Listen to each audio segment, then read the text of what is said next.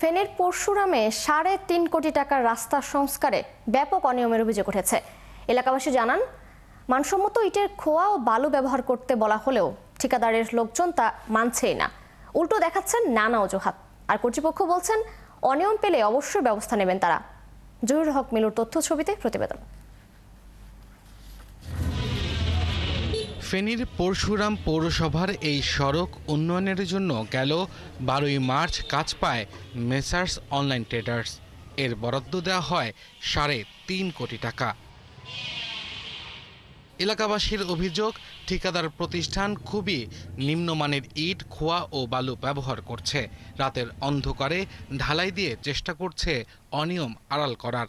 রডটাও নিম্নমানের, বালুটাও নিম্নমানের, সুরকি যে যেতেছে সেটাও নিম্নমানের। ৩ নম্বর সুরকি দেখা যায়। যে ঠিকাদার প্রতিষ্ঠানকে এই কাজটা দিয়েছে, সেই কাজটা জনগণের ভাগ্যের বদলে ক্ষতি হচ্ছে বেশি। এইগুলো দেখলে বুঝতে পারবেন এটা ১ নম্বরও না, ৩ নম্বরও না, ১০ নম্বরের ভিতরে পড়ে না। বালিগুলা লবণাক্ত, একদম কাদা কাদা।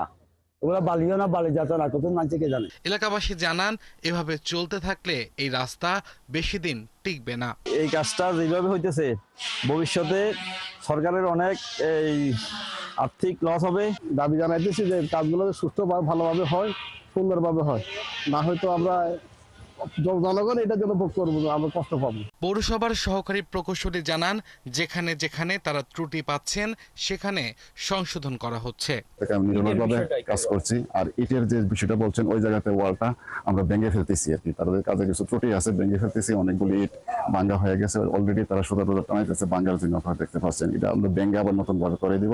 আমার পক্ষ থেকে আমি আন্তরিকভাবে চেষ্টা করতেছি, আমাদের প্রশাসক মহোদয় চেষ্টা করতেছে, এবং বাকি কাজগুলি যেন সুন্দরভাবে হয়। আর উপজেলা নির্বাহী কর্মকর্তা জানান, অনিয়মের প্রমাণ পেলে অবশ্যই ঠিকাদার ও দায়ীদের বিরুদ্ধে আইনানুগ ব্যবস্থা গ্রহণ করা হবে। এখন পর্যন্ত আমাকে এরকম কিছু বলেন নাই যে এস্টিমেশন অনুযায়ী কাজ হচ্ছে না, বা যেটা যে এরকম দেওয়ার কথা ওরকম দেওয়া হচ্ছে না, এই ধরনের কোনো তথ্য ইঞ্জিনিয়ার সাহেব আমাকে জানাননি।